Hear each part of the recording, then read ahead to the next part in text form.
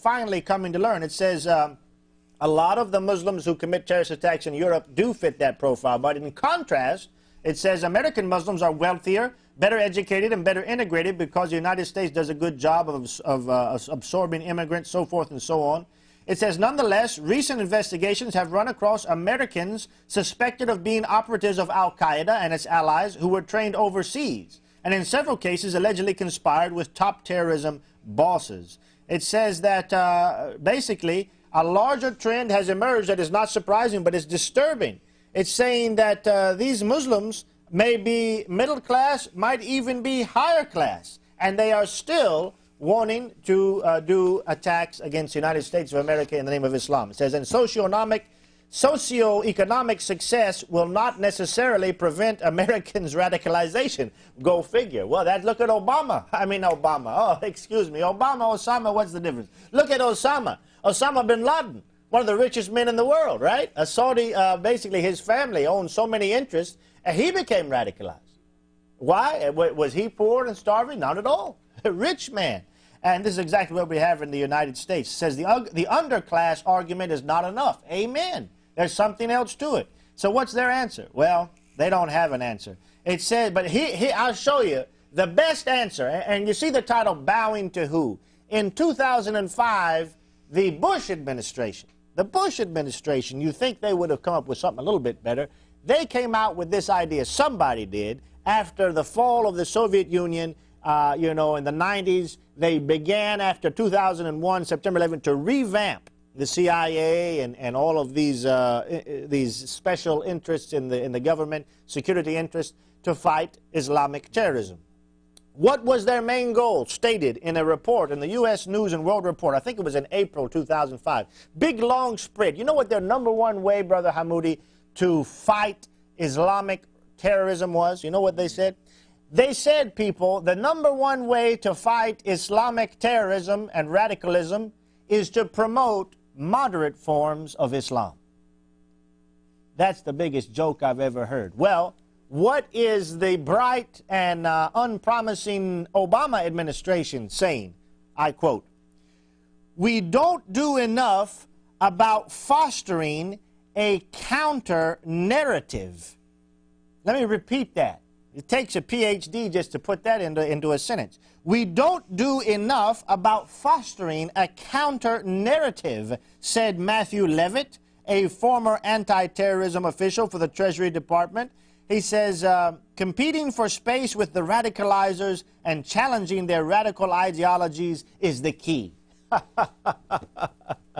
I'd like to hear Muslims call in and tell me, what do you think? Do you really believe that the United States is going to win the war on terrorism by promoting moderate Islam? How about you Christians? How about you Arab Christians from Egypt, from Iraq, places where they're killing your people, they're blowing up your churches, where they're forcing young Egyptian Christian women, raping them, forcing them to be married, forcing them to convert? Do you think that by promoting moderate forms of Islam, the United States will overcome the threat of Islamic terrorism? That's the biggest bunch of hogwash, foolishness, lie of the devil I've ever heard in my life. That's almost like a woman saying, well, I'm only a little pregnant. Yeah, only a little pregnant. You either are or you're not. Yeah. And, you know, here's the thing, Brother Hamoudi. You look at the fact that they don't like to admit this, but since 2005, your tax dollars and mine, hey, you out there, Americans, your tax dollars have been going, you may not realize this, to build mosques in this world, Muslim mosques, to set up Muslim schools teaching a more moderate form of Islam, moderate. Your tax dollars supporting a religion, not the religion this country was based on, the religion that is fighting us, which is Islam. What do you think? I'd like to hear you. Bowing to who? Who is Obama bowing to? The king of Saudi Arabia or the devil himself? We're going to hear your calls in just a little bit, 248-416-1300. Brother Hamoudi, when we come back from the break just a little bit, I want you to share what I mentioned in the intro about that flight that few people have heard. But in the next 6 or 7 minutes before the break, I want to touch on a few articles real quickly. Here's another one. Now listen to this. In England, there's another type of bowing taking place. Some people would call it something else, but we won't go there. It says an 8-page Whitehall guide lists words that should not be used when talking about terrorism in public and gives politically correct alternatives. This was given to all of the officials of the English government, the government of England, because it says they're making, you can't talk about Islamic terrorism, can't talk about Muslims doing it. Here's what it says. They are told to refer to Muslim extremism. They are told not to refer to Muslim extremism as it links Islam to violence. So don't say Muslim extremism, because people might somehow think that Muslims could possibly be violent. Instead, they are urged to talk about terrorism or violent extremism. Fundamentalists and jihadi are also banned. Can't say that. Can't say that, you bad English boy, you. Because they make an explicit link between Muslims and terror. Oh my goodness! What a horrible thing to link Muslims and terror. It seems very strange to me that Muslims are always linking themselves to terror by committing acts of terrorism in the name of Allah every day around the face of the earth. But British people who have just given up their mind and their brains and their religion and their nation are just bowing to these Muslims who are there, who are taking over. They're taking over their nation. This might even upset the Muslims, because usually once they commit an act of terror, they want to let people know who did it. Yeah, yeah. They want to get the credit. Yeah. So what's going to happen? How will the English appease the Muslims who want, terrorists who want to get credit? Are they going to say, well, these people, these extremists claimed it? And they say, who is it? Well, we can't tell you. So I guess everyone will just learn to know that means Muslims. Let's talk a little bit more. Ministers should say criminals, murderers, or thugs instead. Don't say Muslims. Say criminal or murderer or thug. Radicalization must be called brainwashing. And talking about moderate or radical Muslims is to be avoided, as it splits the community. You think this community is already split? Islamophobia is also out, as it is received as a slur that singles out Muslims. You know, Islamophobia technically means fear of Islam. Oh.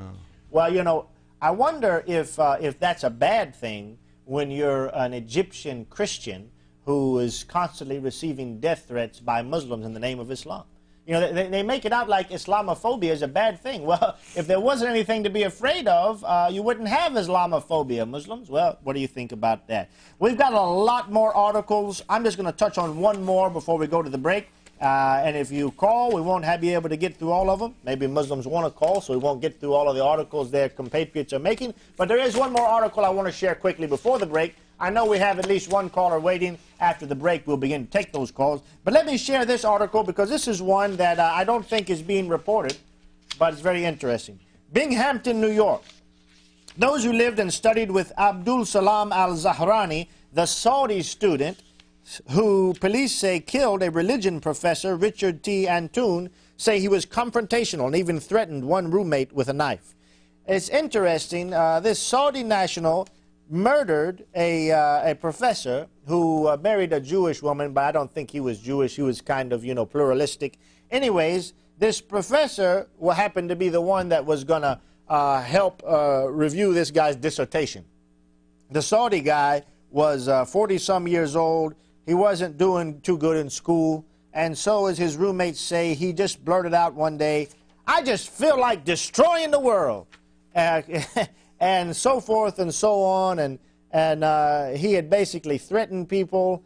Well, one day he goes in with a knife, and this Saudi student who our government, you know, we talk about banning immigrants. Why would you want to ban immigrants? Well, here's one Saudi Arabian Muslim who, if we did not allow him in this country, there would be one 77-year-old college professor still alive and well today, that innocent, peaceful man who has now been killed. I mean, you know, and here we say, why would we want to profile Muslims? Why is it that Muslims are the ones that are doing all of this? You say, well, there's other people doing it too. But most of the time, the vast majority of the time, Muslims are doing it because they're motivated by the religion of Islam.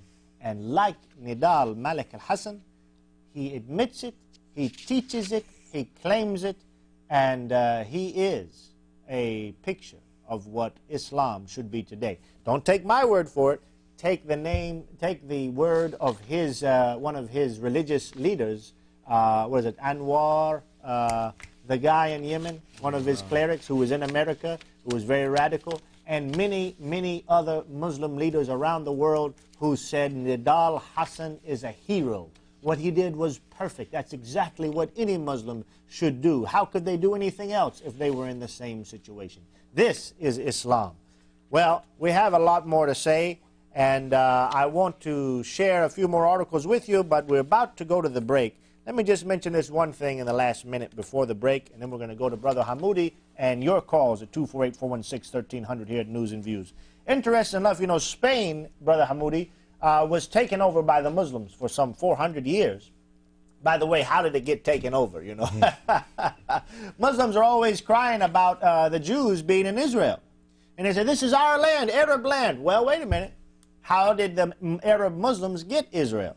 Well, it just so happens that they got it through jihad. So, you know, whether or not the Jews are right or wrong, the Muslims who were there got it by fighting war and jihad in the name of Allah. Well, in Spain, would you know that today, let me just read a little bit of this article and we'll go to a break.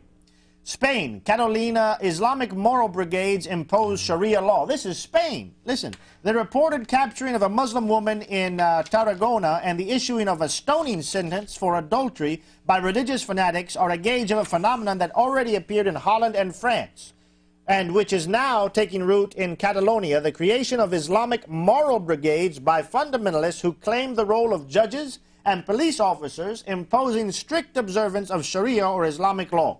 The theater of the incursions of these Islamic moral patrols are the rural towns where the mosques are controlled by Salafis, a fundamentalist sect of Islam with a substantial presence in the town of Tarragona. These groups are heavily inspired by the Quran. Oh, these groups who are stoning women are heavily inspired by the Quran. What do you know about that? Wait a minute. I just committed a faux pas. I compared Islam and violence. Oh. Uh-oh. Don't tell the English Prime Minister, you know, I've saw Gordon Brown or whoever it is. I stopped counting after Thatcher, you know. But anyways, however, according to the reports in the media, the woman was captured and held for 3 days in an abandoned factory and then in the home of the group's spiritual leader in Rus, where she was tried before an Islamic tribunal made up of 7 people who found her guilty of infidelity and sentenced her to death by stoning. The woman who was pregnant managed to escape and call the Catalonian police. Praise God. I'm so glad that she escaped. They were going to kill the woman. They were going to kill the woman and they were going to kill the baby. They didn't care anything about that baby. They don't care about life. Islam does not care about life. Jesus said, I've come that you might have life and have it more abundantly. But the thief comes to do what, Hamoudi? Kill and steal and destroy. Kill, steal, and destroy. What is Islam doing all around the world? I beg you, Muslims, what is Islam doing? Killing, stealing, destroying. Jesus said that's the thief, and he was talking about Satan himself. All right, you guys call in, 248-416-1300. We're going to go to a break. We got a lot more news that Muslims are making around the world today, but we also wanted to hear your views on Obama bowing and everyone else meowing, all of this foolishness that's taking place around the world today. We want to hear from you right after this.